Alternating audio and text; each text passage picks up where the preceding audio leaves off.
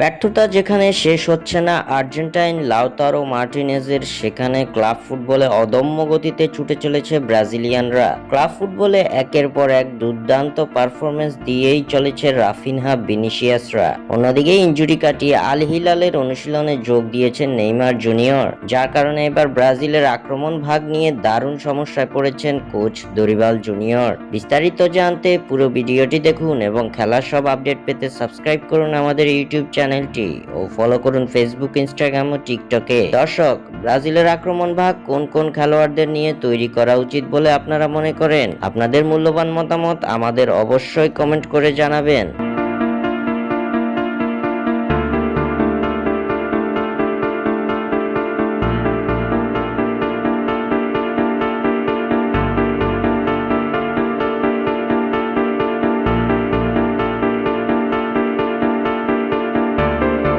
Club ফুটবলে অপ্রতিরোধ্য Brazilian ফুটবলাররা বার্সেলোনার জার্সিতে একের পর এক নান্দনিক পারফরমেন্স দিয়েই চলেছেন রাফিনহা।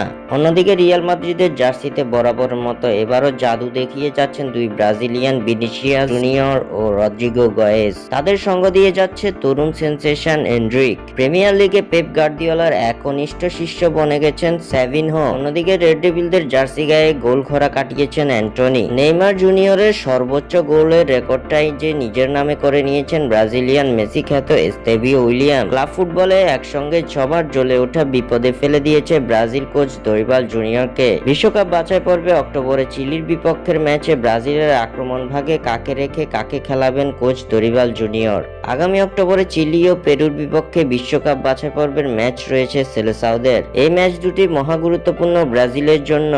ব্যর্থতা ভুলে ঘুরে দাঁড়াতে চায় 5 বারের বিশ্ব চ্যাম্পিয়নরা। তবে এই দুই ম্যাচের স্কোয়াড ঘোষণা করতে গেলেই যত বিড়ম্বনায় পড়তে হবে দরিবাল জুনিয়রকে, কারণ ব্রাজিল ফুটবলের আক্রমণ ভাগে রয়েছে তারার মেলা। ইতিমধ্যে ইনজুরি কাটিয়ে আল হিলালের অনুশীলনে ফিরেছেন নেইমার জুনিয়র। শোনা যাচ্ছে অক্টোবরে ব্রাজিলের এই দুই ম্যাচের স্কোয়াডে ডাক পেতে যাচ্ছেন নেইমার। অন্যদিকে উড়ন্ত ছন্দে থাকা রাফিনহাও থাকছে অটো চয়েস হিসেবে। যদি নেইমার রাফিনহা ডাক পান তাহলে কপাল পুড়বে কোন খেলোয়াড়ের? ভিনিসিয়াস জুনিয়র ও রদ্রিগো থাকবেন স্কোয়াডে, তাহলে বাদ যাবে কোন খেলোয়াড়? এমন প্রশ্নের উত্তর খুঁজতে গেলে একটি নামই সামনে আসবে, সেটা হলো এস্তেভিও উইলিয়াম। বয়স বিবেচনায় আসন্ন ঘোষিত স্কোয়াড থেকে বাদ পড়তে পারেন এই তরুণ সেনসেশন। সিনিয়রদের জায়গা দিতেই মূলত এই তরুণ তুর্কিকে বাদ দিবে দরিবাল জুনিয়র।